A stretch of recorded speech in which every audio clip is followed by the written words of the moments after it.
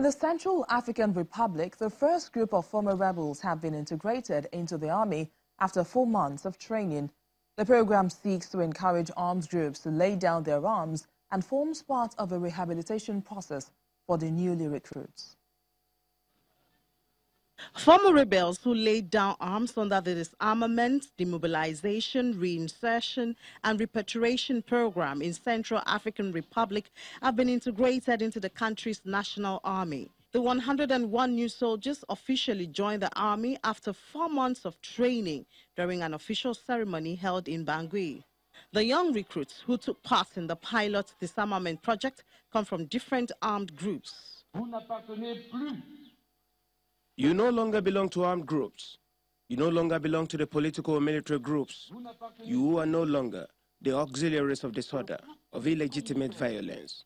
Show the people of the Central African Republic that you are now the guarantors of their security and of the protection and defense of the territory. The aim of the DDRR program, which was launched by the government in September last year, is to encourage armed groups to lay down their arms.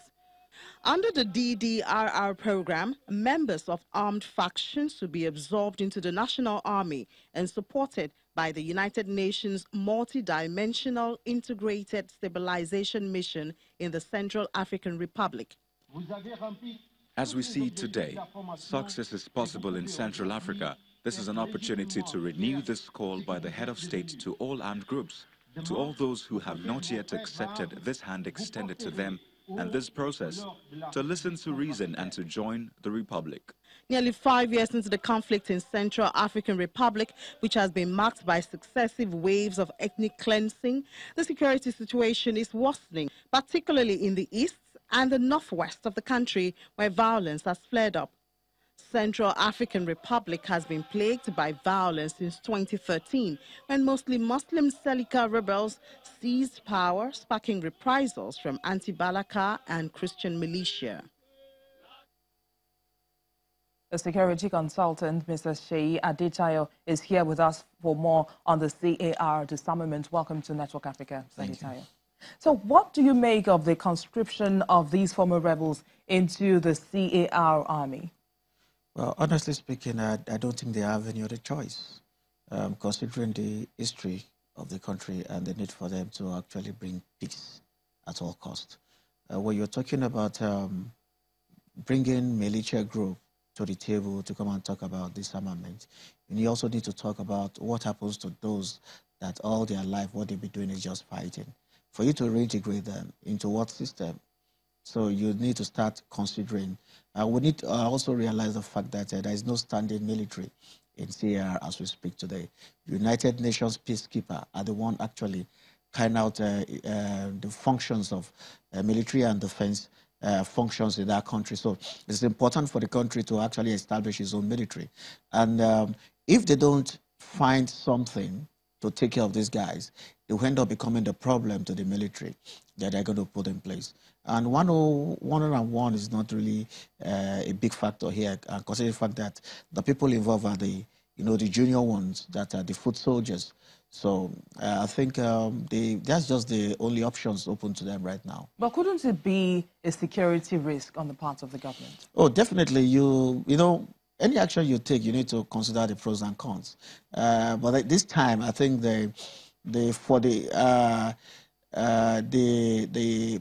benefit currently outweigh the negative, or let me say the implication of this action. It all depends on how they actually manage it. Would determine the effect, the long-term effect of this particular action. As long as the military are properly trained, the leadership have good understanding of how to manage those people, I think they will. And if they try not to allow gap in the process of this DDRR, that is a disarmament, demobilization, reintegration process going on, I think they will achieve appreciable good success in this. Now, this 101 new soldiers were trained for 4 months. Do you think that 4 months is an ideal time frame for them to have been trained, or should it have been less or more? Well, to me, there must be reasons why they decide to pass them out now. Maybe for political reason. It could be to as a kind of a propaganda, so as to encourage others to actually lay hands and embrace this this process. But I'm very sure that their training is not going to be limited to 4 months. Maybe after this passing out, there's still going to be some forms of training that they will still go through to make them, to develop them to the level which they actually want. So I say this as, because you know, they have a timeline for this process. So I think this is part of, let me say, political, you know, show, sort of, to actually show the people that we really mean what we're saying. And look at your colleagues that have been disarmed. They're now being integrated, so government will now start paying them salary. They're now responsible. They've kind of enjoyed some form of amnesty. So whatever they have done in the past, by now, you know, is gone. So embrace this process, and you also enjoy this kind of freedom. So do you see the other rebels embracing this process? Well, it depends on the level of the outcome of the negotiations, because we need to understand the fact that the part of their demand is amnesty, and also the government and the United Nations, including the EU, are asking that a court, special court, be set aside or be set up to try those that have been involved in war crimes.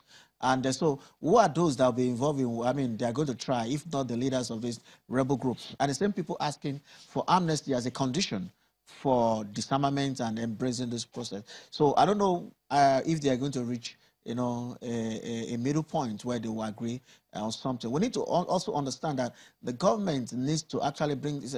We have reports shows that we have about 6,000 to 10,000 child soldiers, those that are involved in combatant, sex slaves, you know, domestic, work, that government needs actually to pull out of these regions and get them, reintegrated, what's it called? Get them, rebuild, refurbish, kind of, for these children, so as to get them reintegrated back into the country. So government has a lot to benefit if those people decide to disarm.